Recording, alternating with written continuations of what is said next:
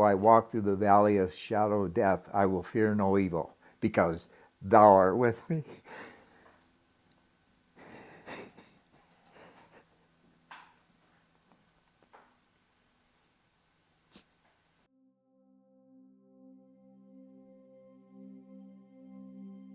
And within seconds, all hell broke loose.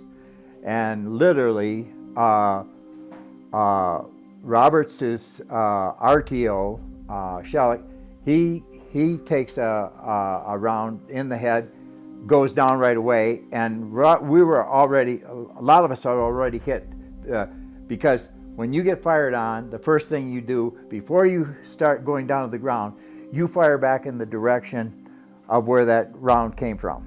And then you hit the ground, but Roberts, when he saw Sherlock go down, he says, they got Sherlock. And he started back up, and that's when he took it in the neck. And then he turned around, and he just kind of looked at me, but there was nothing I could do. And so then I started low crawling over to Smitty, and that's when I took it big time in the side, and through the leg. There was 2 different bullets, and I just kind of went up, and at the same time you have a tremendous vision when your adrenaline hits that high, and I came back around, and I was looking back into the line, and I could see him just boom, and so I popped him, and then I continued on over to Smitty, low crawling over to Smitty, because I wasn't dying, but I'd lost my dentures. They had popped out when the bullets had hit, and so I stuck them, just grabbed them and stuck them in my pockets. So I'm headed over to Smitty, and I told Smitty, I get fairly close to Smitty, and he says, don't come any further. He says, it's hell in here. Okay, here's my 2 buds. This guy's actual name is Leroy Brown. Bad Leroy Brown. That's him right there. And this is Smitty. Now Smitty, I told you I had to throw him the satchel.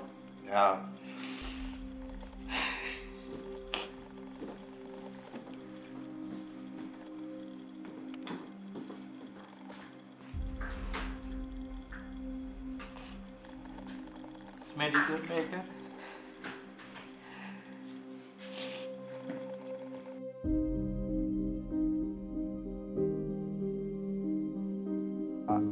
The after-action report said that us 23 guys that were caught inside the ambush zone were surrounded by 381 NVAs that were dug in. People always wonder, well, how does that, how do you handle fear and being afraid, and how does that all come in?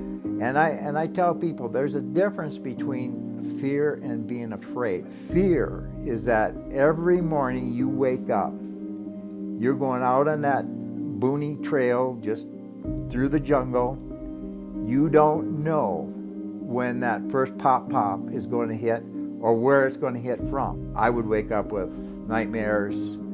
I would attack the clock. When the alarm clock went off, I'd be on her side of the bed, and I'd jump over her and just crash that thing. But when stuff would happen to me at night, I had bought several houses in the area of Stevens Point that I would get up and I would just go over and start remodeling them. I'd get about 4 hours sleep. That's all I could get a night, and that lasted forever. Still don't get much sleep at night, and so those things just kept building up on me. I went through the desert after I got out of Nam.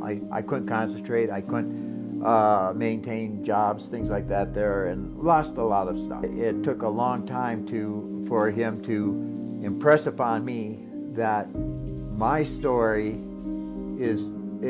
is beneficial to helping other veterans that are facing the same thing. And so even in my therapy sessions, a lot of guys couldn't explain themselves, or their guilt was so deep. And in your lowest point,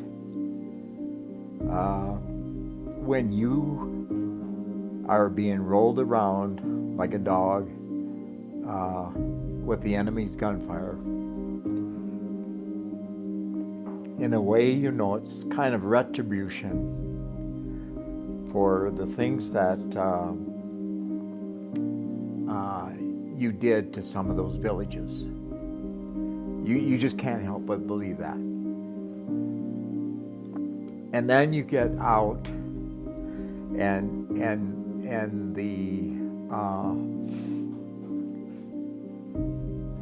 the anger is there. Where were you?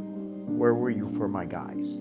Where were you for us in that time? But you can't blame him, because in the sense that how we plundered and destroyed a lot of that activity. Smitty and I would discuss it constantly. We were both farmers, and we're going through, and these are farmers. Oh yeah, they're different genetic makeup, but they are farmers. They're our people. We understood them.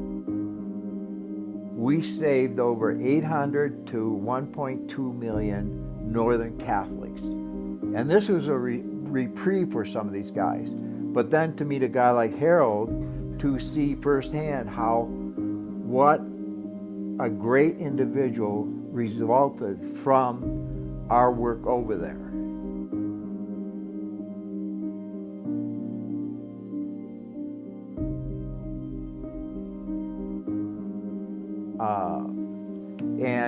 And then to think that there's hundreds of other examples of the Heralds right here, and our guys need to know that we did accomplish something other than what the media said we did. Now I'm at a point where I want to make sure that my fellow Vietnam veterans are at peace with where they're at in their end of their life.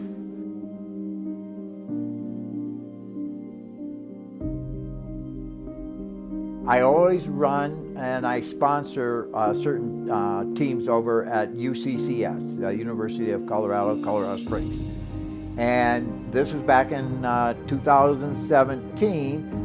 Used to be RWB would run that every spring with, is called the Bash the Bluffs. Well, I go in one day and they got their little booth over there, and Abby, she's over there, and I had seen her in a couple races and we chatted, and she comes up to me and she says, well, when are you going to join RWB? And I said, well, I can't make that stuff work that you guys, where you sign up. And she says, don't worry, just give me your stuff right here, right now. She starts punching it into her phone, and she says, okay, now you're a member, and you'll get your t-shirt in a couple days. And so ever since then, I try to run all my races. You'll see any race that I'm in, even my national races. I have a tank top, and I'll run my sprints in that, or my distance races. Now, I have done 11 Pikes Peak Marathon complete, and I have done 11 Pikes Peak Ascents complete. So 22 combined. And the last couple, the last one I think I ran with my RWB one there, and usually the races I will, like yesterday the race, I ran with my RW team shirts and stuff like that. So I usually do that, and of course I'm always on lookout to have other members like Harold. You know, if I see somebody that's a vet and say, hey, did you get free t-shirt? Oh, didn't know you get free t-shirt. Yeah, man. So I tell people constantly when I'm out running, hey, I'm out polishing up the temple.